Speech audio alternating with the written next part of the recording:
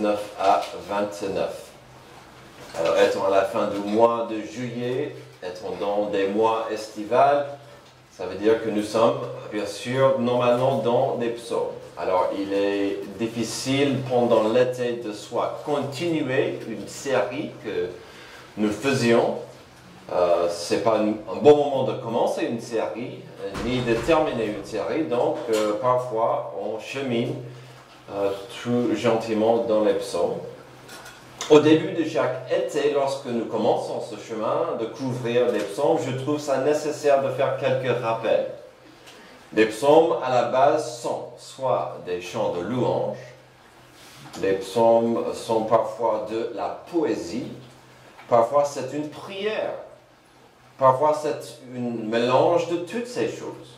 Au niveau pratique, cela implique plusieurs choses de ma point de vue, étant des prières ou des chants.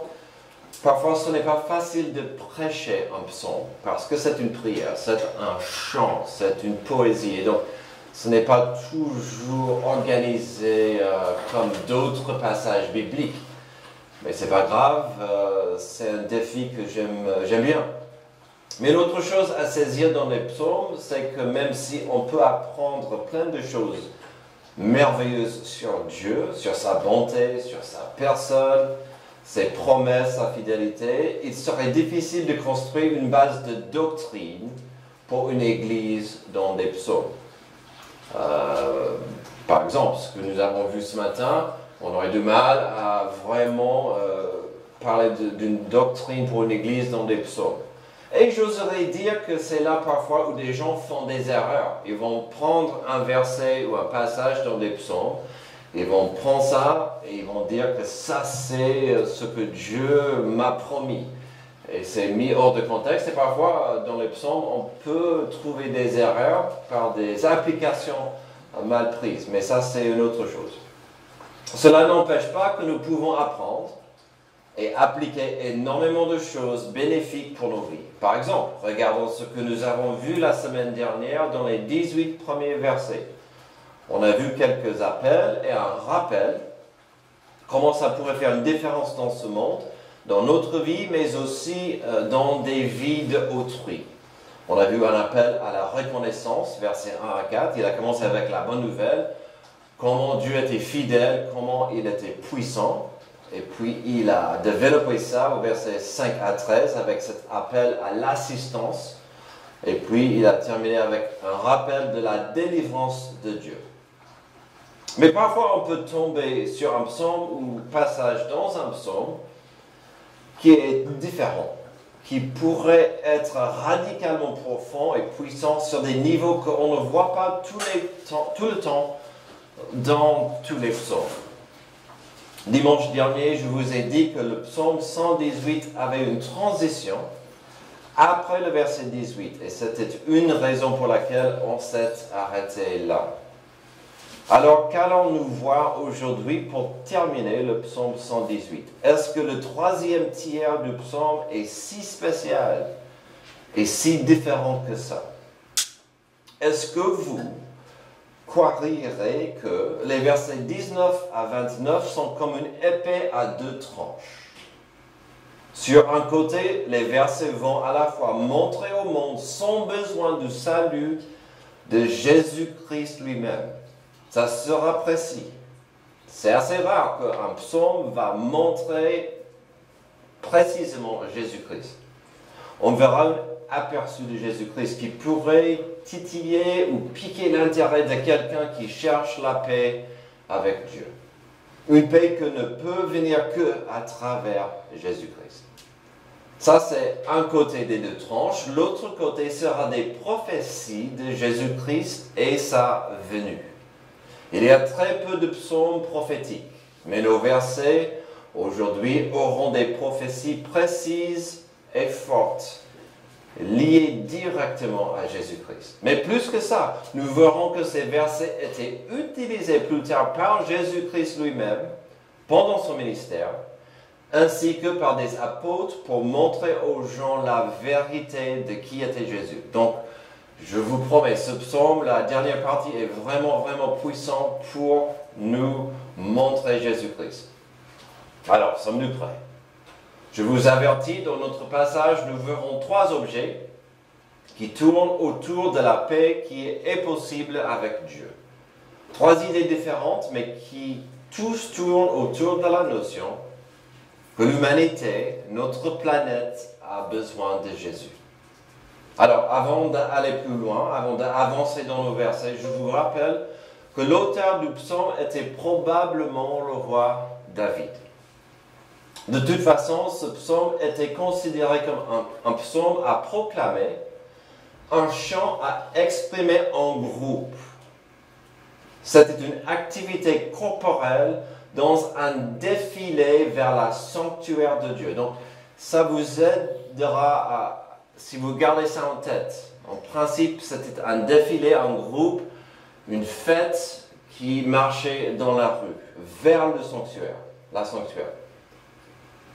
Même plus tard dans l'histoire d'Israël, il y avait cette pratique, car même Esdras en fait allusion dans son propre livre au chapitre 3, versets 10 à 11. Ce psaume était probablement chanté et proclamé quand le 12e temple était terminé et consacré à Dieu vers l'année 400 ans avant Jésus-Christ. Donc on peut même voir ça dans l'histoire d'Israël et Esdras avec un défilé qui a consacré le temple avec ce psaume. Donc n'oubliez pas que nous avons un défilé. Nous avons un processus, une marche, un groupe avec de l'élan ensemble. Et donc nous verrons des mots-clés qui sont liés à une telle activité. Mais dans la grandeur et la beauté de Dieu, nous verrons que ces 3 mots sont aussi des fenêtres à la grâce de Dieu pour nous amener à lui. Nos 3 mots seront nos 3 points. Commençons bien sûr avec le premier, le mot porte. Combien de portes faut-il pour accéder à la paix de Dieu? Alors, peut-être l'homme de la rue ne connaît pas la réponse à ça, mais vous connaissez combien de portes il y en a. Mais voyons ce que le psalmiste avait à dire, verset 19. « Ouvrez-moi les portes de la justice, j'entrerai et je louerai l'Éternel. Voici la porte de l'Éternel, c'est par elle que les justes entrent. Je te loue parce que tu m'as répondu, parce que tu m'as sauvé. » Parlons de ces 3 versets d'abord, de leur signification, puis bien sûr, il faut s'attaquer à leur signification immense pour nous aujourd'hui. Donc le contexte d'abord et après l'application, comme d'habitude. Le défilé arrive au tabernacle, au lieu de culte, et le roi doit gentiment demander que les fils d'Aaron ouvrent les portes de justice. Je vous rappelle qu'il avait parlé aux fils d'Aaron la semaine avant. Au premier verset, il a dit aux fils d'Aaron, « N'oubliez pas de proclamer la bonté de l'Éternel qui dure éternellement. » Et donc, il arrive. Comme avec beaucoup de structures dans le monde, il y avait une entrée officielle, un portail général, si vous voulez. Ça, c'est ce que nous voyons au verset 19 avec les portes de la justice. En principe, tout le monde pouvait y entrer et y accéder. Et c'est souvent raté dans l'Ancien Testament. Il y avait une entrée possible pour les non-juifs au temple. C'était accessible, on pouvait y aller. Et donc même là, on voit que les portes sont ouvertes, sont disponibles pour la justice, pour accéder à Dieu. Mais au verset 20, le langage change. Et c'est là où on doit ralentir un peu.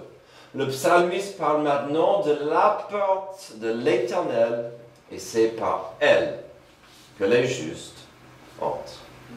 Que ce soit le tabernacle ou le futur temple, il y avait un espace où tout le monde pouvait entrer, mais après une certaine ligne, une certaine zone, ce n'était pas permis à n'importe qui de continuer. Il devait y avoir des rites et des purifications afin d'avancer pour accéder à l'intérieur. L'intérieur qui était en principe où se trouvait la présence et la sainteté de Dieu. C'était finalement la responsabilité du grand prêtre d'y aller pour pratiquer des rites et des actions pour chercher la paix avec Dieu pour le peuple. Avant de parler des applications magnifiques d'aujourd'hui, je vous ai parlé des prophéties de Jésus. Ici, nous pouvons voir clairement le défilé de Jésus-Christ qui s'est approché au temple la semaine de sa passion. Lorsque la foule criait « Hosanna, Hosanna », qui veut dire « Sauve-nous ». À ce moment-là, avec Jésus, c'était un instant de joie et de célébration. Même si dans très peu de temps, la beauté et la profondeur du moment est partie. L'application des versets 19 et 20 pour nous sont claires. Mais avant d'aller plus loin avec cela, posons la question que nous entendons souvent car c'est bien lié. Est-ce que nous adorons tous le même Dieu? Est-ce que toutes les religions finalement ne mènent pas au même endroit? J'ai un bon ami qui est franc-maçon à Ponto-Combo. Et un jour il m'a dit, mon ami, tu as tes croyances, j'ai les miennes, mais je t'explique. On est tous sur une sorte de pyramide. Toi ta face, j'ai la mienne. Un jour, on arrivera au même endroit. Et c'était triste, la conversation ensuite, parce que je devais lui dire, mon ami, ça ne fonctionne pas comme ça.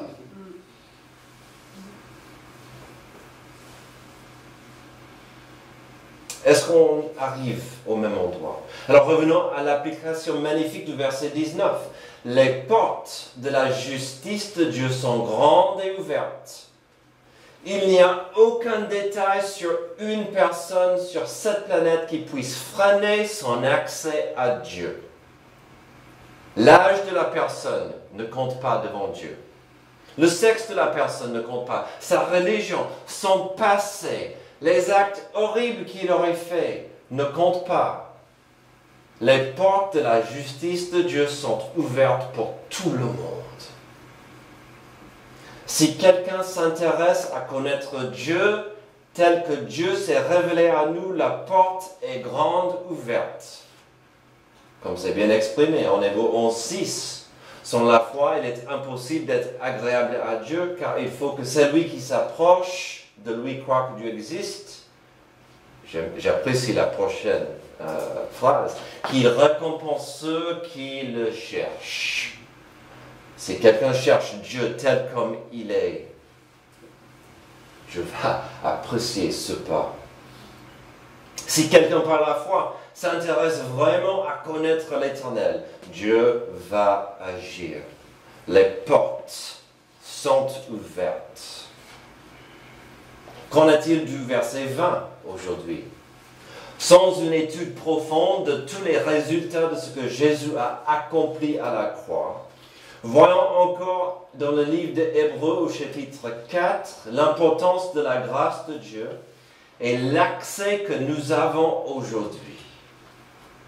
Hébreux 4, 14. Ainsi, puisque nous avons un souverain grand prêtre qui a traversé le ciel, Jésus le Fils de Dieu, restons fermement attachés à la foi que nous professons.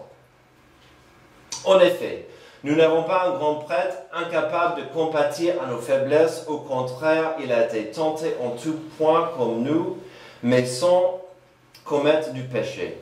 Approchons-nous donc avec assurance du trône de la grâce afin d'obtenir compassion et de trouver grâce pour être secouru au moment opportun. À une époque, il devait y avoir une personne, le grand prêtre, qui pouvait seul entrer dans la présence.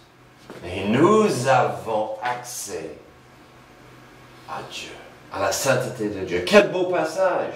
Notre grand prêtre, Jésus-Christ, peut comprendre nos souffrances et nos tentations.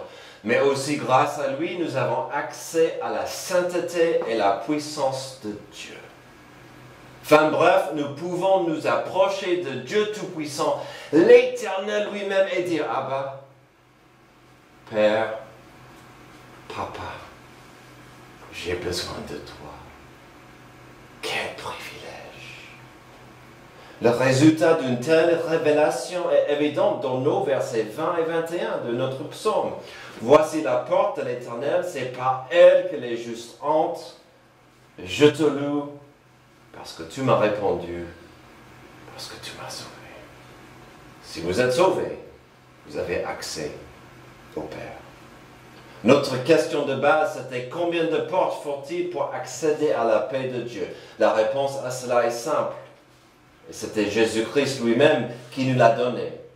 Jésus lui dit, c'est moi qui suis le chemin, la vérité et la vie. On ne vient au Père que en passant par moi. Je vous ai promis des mots, des images, des objets qui nous montrent la nécessité d'accepter Jésus comme Seigneur. Après le mot porte, voyons notre deuxième qui nous attend au verset 22 à 26. Combien de pierres faut-il pour construire une relation de paix avec Dieu? Verset 22, la pierre qu'auraient jetée ceux qui construisaient est devenue la pierre angulaire. C'est l'œuvre de l'Éternel et c'est un prodige à nos yeux. Voici le jour que l'Éternel a fait, qu'il soit pour nous un sujet d'allégresse et de joie. Éternel accorde donc le salut. Éternel donne le succès. Béni soit celui qui vient au nom de l'Éternel. Nous vous bénissons de la maison de l'Éternel. Comme tout à l'heure, avant d'avancer aux prophéties et aux applications puissantes, voyons le texte pour ce qu'il dit. D'abord, la pierre angulaire. À l'époque, c'était la chose primordiale, l'objet le plus important pour n'importe quel édifice ou bâtiment. Tout le bâtiment y dépendait. Et on dit ça, parlons un moment du psalmiste. Il n'y a aucune raison de penser qu'il parlait de quelqu'un d'autre que lui-même dans ce verset. Si vous prenez des mots tels comme ils sont présentés au verset 22 et 23, cela ajoute plus à la notion que ce soit David qui les a écrits.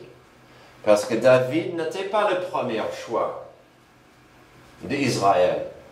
Quand Israël disait « on veut un roi », on veut plus de prophètes, on veut plus de juges, on veut un roi.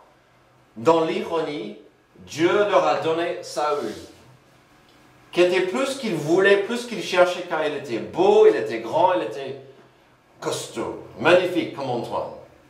Amen.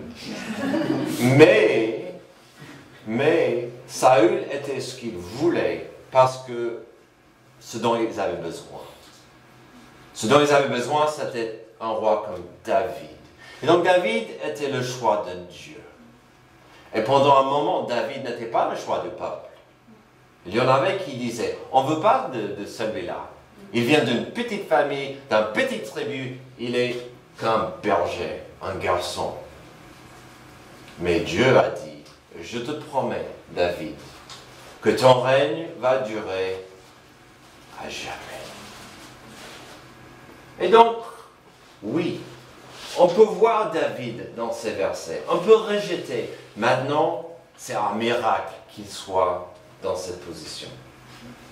Dans le contexte du cortège, ce défilé qui est arrivé devant le sanctuaire, nous voyons une célébration. Comme nous avons vu la semaine dernière, le roi et son armée a gagné face aux ennemis redoutables grâce à Dieu. Il ne faut pas oublier ce contexte quand on voit la suite au 24. Voici le jour que l'Éternel a fait, qu'il soit pour nous un sujet d'allégresse et de joie. Éternel accorde donc le salut. L'Éternel donne le succès. Béni soit celui qui vient au nom de l'Éternel. Nous vous bénissons de la maison de l'Éternel. Encore, avant d'avancer aux prophéties et applications importantes, voyons l'importance des versets 24 à 26. Le livre d'Ecclésiaste nous dit qu'il y a un moment tout à fait normal et acceptable pour fêter et proclamer la joie. Et c'est ça ce que nous trouvons ici. Voici le jour que l'Éternel a fait, qu'il soit pour nous un sujet d'allégresse et de joie. Je vous encourage de prier ça, chanter ça chaque matin. Et C'est ce que nous trouvons ici. Voici le jour que l'Éternel a fait, qu'il soit pour nous un sujet d'allégresse et de joie. Éternel, accorde donc le salut. Éternel, donne le succès. Béni soit celui qui vient au nom de l'Éternel. À tout seul, ce petit passage est magnifique et un bel exemple de la louange pour notre Dieu. Surtout le verset 24, qui est un beau chant de louange que nous venons de chanter. Mais avançons aux prophéties et aux applications.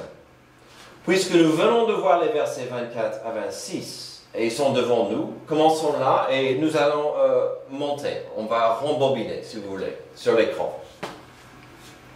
Déjà, que pouvons-nous constater aujourd'hui? Déjà, je vous ai parlé du mot Hosanna, et nous l'avons chanté. Il se trouve là au verset 25. Ceci est une prophétie de l'entrée triomphale de Jésus-Christ, où nous voyons ce que la foule a chanté et crié pour Jésus-Christ. Donc on voit, c'est une prophétie de Jésus. Ce n'est pas une coïncidence ni là par hasard. C'est incroyable tout simplement de voir la foule crier dans ce passage « Hosanna, Dieu sauve-nous ». Chose que le peuple a crié pour Jésus-Christ.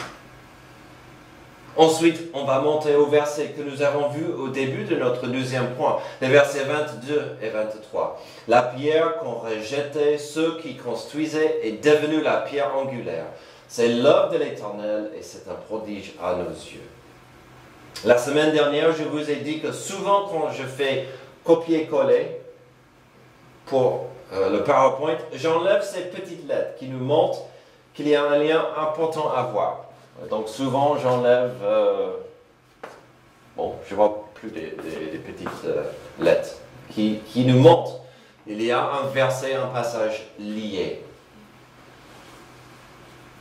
Ça serait criminel de ma part aujourd'hui de ne pas voir les liens. Voici pourquoi. Déjà ici devant nous, c'est le passage de l'Ancien Testament le plus cité dans le Nouveau Testament. Alors, si vous aimez bien la trivia, c'est le mot? Non? Ah, non. Si vous aimez bien les petits détails bibliques, c'est le passage le plus cité de l'Ancien Testament dans le Nouveau. Après, pendant son ministère, Jésus l'a cité. Après son ministère, les apôtres Paul et Pierre l'ont fait. Alors voyons les moments où Jésus l'a cité. Matthieu 21, 42 à 44. Jésus leur dit: n'avez-vous jamais lu dans les Écritures, la pierre qu'ont rejetée ceux qui construisaient est devenue la pierre angulaire. C'est l'œuvre du Seigneur, c'est un prodige à nos yeux. C'est pourquoi je vous le dis, le royaume de Dieu vous sera enlevé, sera donné à un peuple qui en produira les fruits. Celui qui tombera sur cette pierre s'y brisera, celui sur qui elle tombera sera écrasé. Même chose en Marc 12, 10 à 11. N'avez-vous pas lu cette parole de l'Écriture? La pierre qu'ont rejetée ceux qui construisaient est devenue la pierre angulaire. C'est l'œuvre du Seigneur et c'est un prodige à nos yeux. Ils cherchaient à l'arrêter, mais ils redoutaient les réactions de la foule. Ils avaient compris que c'était pour eux que Jésus avait dit cette parabole. Ils le laissèrent alors et s'en allèrent. Vous pouvez deviner qui sont ils. C'est les leaders religieux qui perdaient de plus en plus leur pouvoir face à Jésus. Il a dit: si vous heurtez contre moi la pierre angulaire, ça sera la fin pour vous. Luc 17, 17 à 19. Mais Jésus jeta les regards sur eux et dit: que signifie donc ce qui est écrit? La pierre qu'ont rejetée ceux qui construisaient est devenue la pierre angulaire. Toute personne qui tombera sur cette pierre s'y brisera et celui sur qui elle tombera sera écrasé. Les chefs des prêtres et les spécialistes de la loi cherchèrent à l'arrêter au moment même, mais ils redoutaient les réactions du peuple. Ils avaient compris que c'était pour eux que Jésus avait dit cette parabole. Et c'est pourquoi, après la foule a crié « Hosanna, Hosanna », Jésus a pleuré sur Jérusalem, car il savait que cette magnifique ville allait être détruite quelques années après son départ. Ceux qui heurtent, qui n'acceptent pas cette pierre. Alors bien sûr, c'est le même moment, ces trois passages dans le ministère de Jésus, le moment où il disait publiquement aux leaders religieux de l'époque que leur système de pouvoir et puissance allait tomber, car le futur dépendait sur lui-même, la pierre angulaire, la fondation sûre. Qu'est-ce que Paul et Pierre ont dit sur le sujet? Pierre, dans sa prédication fameuse le jour de Pentecôte, a dit ceci en Actes 4, 11 à 12. Jésus est la pierre rejetée par vous qui construisez, qui est devenue la pierre angulaire. Il n'y a de salut en aucun autre, car il n'y a sous le ciel aucun autre nom qui ait été donné parmi les hommes par lequel nous devions être sauvés. Amen. Pierre voulait que ces Juifs qui venaient à Jérusalem comprennent. La pierre angulaire, c'est Jésus. Oui, il était rejeté. Ce n'est pas trop tard pour vous. Et 3000 personnes ont compris le message ce jour-là. Dans son épître 1 Pierre 2, 7 à 8, elle est donc précieuse pour vous qui croyez. Quant à ceux qui désobéissent, la pierre rejetée par ceux qui construisaient est devenue la pierre angulaire. Elle est aussi une pierre qui fait obstacle et un rocher propre a fait trébucher. Est-ce que Jésus ne fait pas trébucher beaucoup de gens dans ce monde? Amen. Surtout dans le monde religieux. Terminons ce deuxième point avec ce que Paul a dit sur le sujet en Ephésiens 2, 20 à 22. Vous avez été édifiés sur le fondement des apôtres et prophètes. Édifiés. Jésus-Christ lui-même étant la pierre angulaire. C'est en lui que tout l'édifice bien coordonné s'élève pour être un temple saint dans le Seigneur. C'est en lui que vous aussi vous êtes édifiés avec eux pour former une habitation de Dieu en esprit. Combien de pierres alors faut-il pour construire une relation de paix avec Dieu? Comme il y avait une seule porte que nous avons vue tout à l'heure, qui donne accès à la paix avec Dieu, nous avons ici une seule pierre pour bâtir sa foi. Pas une pierre qui s'appelle un pape. Pas une pierre qui s'appelle un curé. Pas quelqu'un qui aura le titre d'imam. Pas un gourou. Pas un médium. Pas un prophète ou apôtre moderne qui prétendrait que seul lui aurait des révélations pour vous.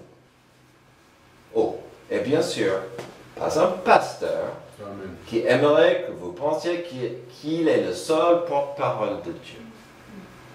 La fondation de votre foi doit commencer avec Jésus-Christ et sa parole. Lorsque vous avez ça en place, la vérité devient très claire. Je vous ai promis 3 objets. Nous avons vu que finalement, il n'y a qu'une seule porte qui donne accès à la paix avec Dieu.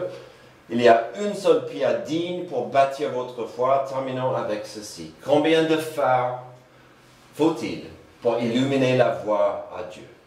Verset 27, l'Éternel est Dieu et il nous éclaire. Attachez la victime de la fête avec des liens aux cornes de l'autel. Tu es mon Dieu et je te louerai, mon Dieu. Je proclamerai ta grandeur. Louez l'Éternel car il est bon. Oui, sa bonté dure éternellement. Encore, on revient à cette question universelle sur Dieu et des religions.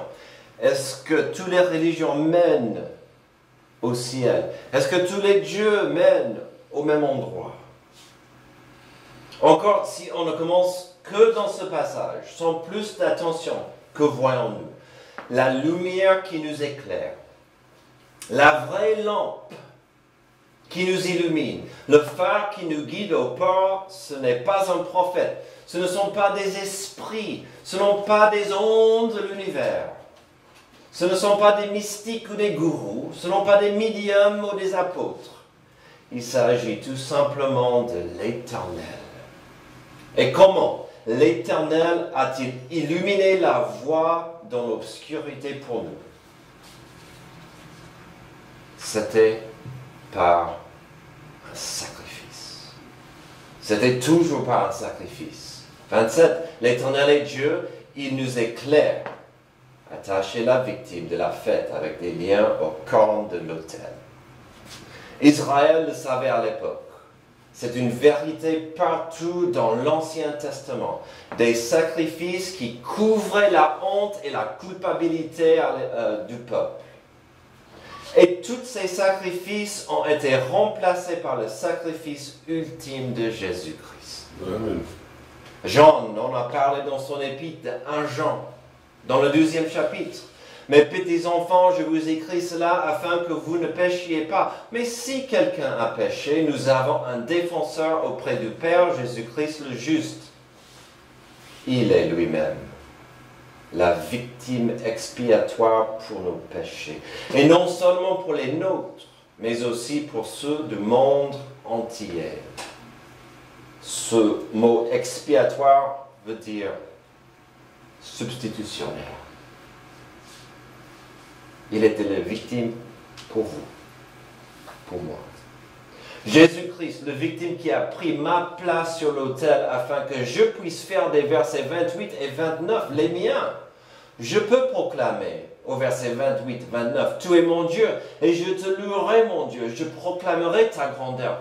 Louez l'Éternel car il est bon. Oui, sa bonté dure éternellement. Mais si notre troisième point parle d'un phare, de la lumière, cela serait criminel si je ne citais pas encore Jésus-Christ. Jean 8, 12. Jésus leur parle de nouveau, il dit, je suis la lumière du monde. Celui qui me suit ne marchera pas dans les ténèbres, mais il aura au contraire la lumière de la vie. Amen. Ou l'apôtre Jean lui-même, qui a commencé son évangile magnifique en parlant de Jésus-Christ, la lumière du monde. Jean 1, 9 à 14.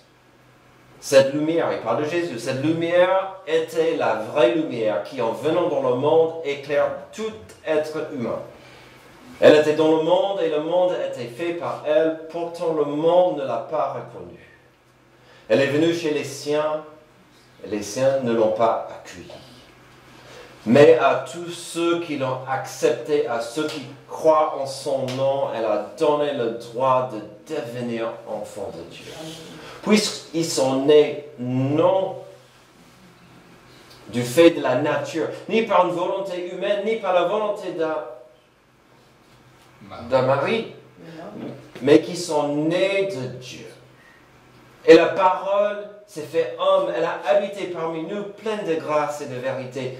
Et nous avons contemplé sa gloire, une gloire comme celle du Fils unique venu du Père. Amen. Combien de phares faut-il pour illuminer le monde? Un seul. Puis avec un dernier regard à cette notion de Jésus-Christ, la lumière du monde, et le sacrifice pour l'humanité, regardons ce que Jean a écrit quelques versets plus tard. Toujours dans son premier chapitre, nous avons l'apôtre Jean qui va citer Jean le Baptiste.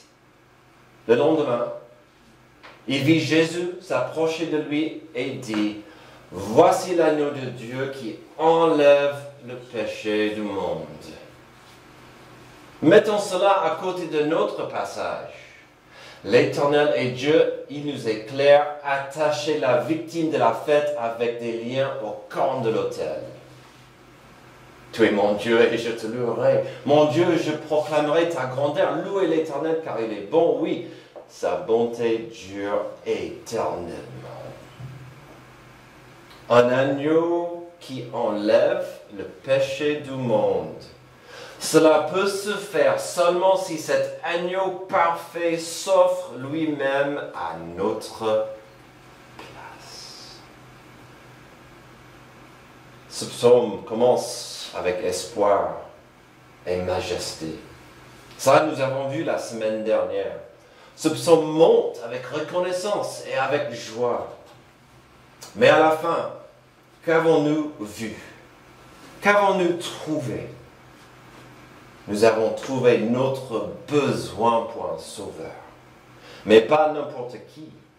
Jésus-Christ, le chemin, la vérité et la vie.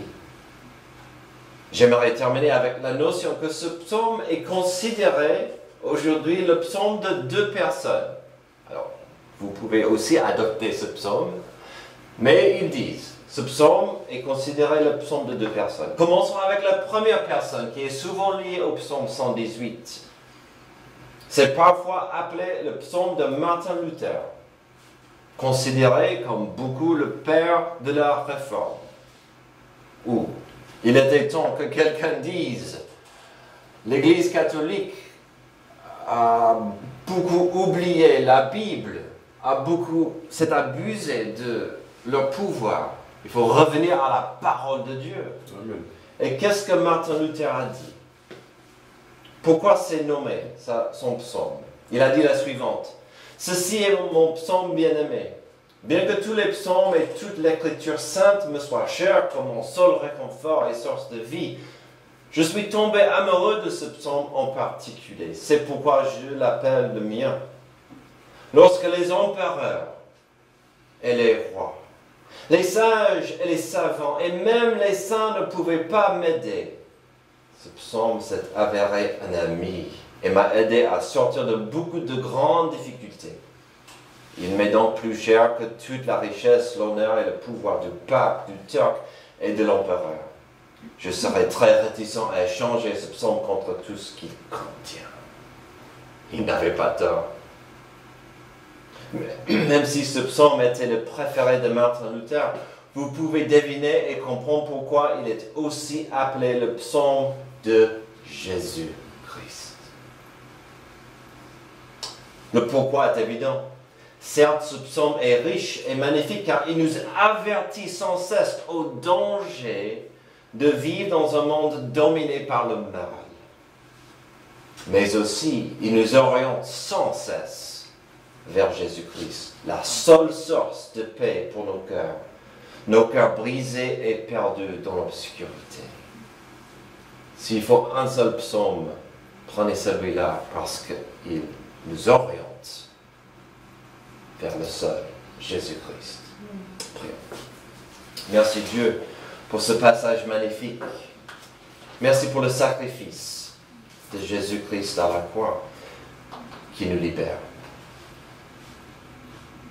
On ne peut jamais comprendre totalement le prix que Jésus a payé, le péché qu'il a pris sur lui.